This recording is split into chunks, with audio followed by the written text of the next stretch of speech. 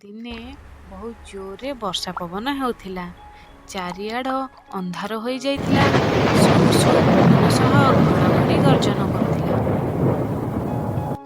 ଗୋଟେ ଛୋଟ ଠେକୁଆ ଛୁଆ ଗାତରୁ ବାହାରି ଦେଖିଲା ଓ କହିଲା, କେତେ ଡରୁଆ ଏ ରାତି, ମୁଁ ଯାଉଛି ଗାତ ଭିତରେ ଲୁଚିଯିବି।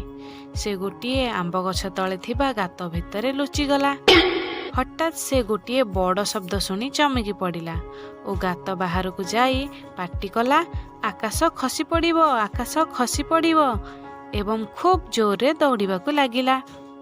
ସେହି ସମୟରେ ଗୋଟିଏ ଶୃଗାଳ ତାକୁ ଦେଖିଲା ଏବଂ କହିଲା, କାହିଁକି ଏତେ ଜୋରରେ ଦୌଡ଼ୁଛୁ? ଠେକୁଆ କହିଲା, କ'ଣ ତମକୁ ଜଣାପଡ଼ୁନି? ଶବ୍ଦ କେତେ ଜୋରରେ ହେଉଛି? ଆକାଶ ଖସି ପଡ଼ିବ ପରା। ଏହା କହି ଦୌଡ଼ିଲା। ତାକୁ ଦେଖି ଶୃଗାଳ ବି ଦୌଡ଼ିଲା। ଏହା ଦେଖି ଜଙ୍ଗଲରେ ଥିବା ସବୁ ପଶୁପକ୍ଷୀ ଦୌଡ଼ିବାକୁ ଲାଗିଲେ।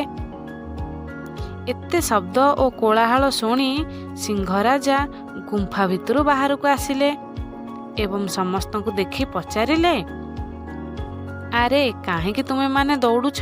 କ'ଣ ହୋଇଛି? ସମସ୍ତେ ପାଟି କଲେ, ଆକାଶ ଖସି ପଡ଼ୁଛି, ଆକାଶ ଖସି ପଡ଼ୁଛି। ସିଂହ ଆଶ୍ଚର୍ଯ୍ୟ ହୋଇ ପଚାରିଲେ, କିଏ କହିଲା? ସେହି ସମୟରେ ଠେକୁଆ ଆଗକୁ ଆସି କହିଲା, ଆକାଶ ଖସୁଛି, ଆମ ଉପରେ ପଡ଼ିଯିବ। ବୁଦ୍ଧିମାନ ଓ ଚାଲାକ ସିଂହ ଏ କଥାକୁ ବିଶ୍ୱାସ କରିପାରିଲା ନାହିଁ ଏବଂ ଠେକୁଆକୁ କହିଲା, ମୋତେ ସେହି ସ୍ଥାନକୁ ନେଇଯାଅ ଯେଉଁଠାରେ ଆକାଶ ଖସୁଛି। ଠେକୁଆ ସିଂହ ଓ ଅନ୍ୟ ପଶୁଙ୍କୁ ନେଇ ଆମ୍ବ ଗଛ ମୂଳକୁ ଗଲା। ସେମାନେ ସେଠାରେ ଦେଖିଲେ ବଡ଼ ଆମ୍ବଟେ ଖସି ତଳେ ପଡ଼ିଛି। ଏଥର ସମସ୍ତେ ବୁଝିଗଲେ ଯେ କ'ଣ ହୋଇଥିବ। ସମସ୍ତେ ମୁହଁ ତଳକୁ କରି ପଶ୍ଚାତାପ କଲେ। ଆରେ ସେମାନେ ତ ନ ଦେଖି କାହିଁକି ଏ ଠେକୁଆ କଥାରେ ବିଶ୍ୱାସ କଲେ?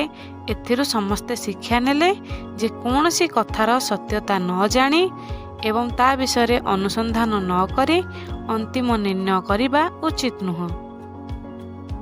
ଆମ ଗପଟି ଯଦି ଆପଣମାନଙ୍କୁ ଭଲ ଲାଗିଥାଏ ତାହେଲେ ଗୋଟିଏ ଲାଇକ୍ କରିଦେବେ।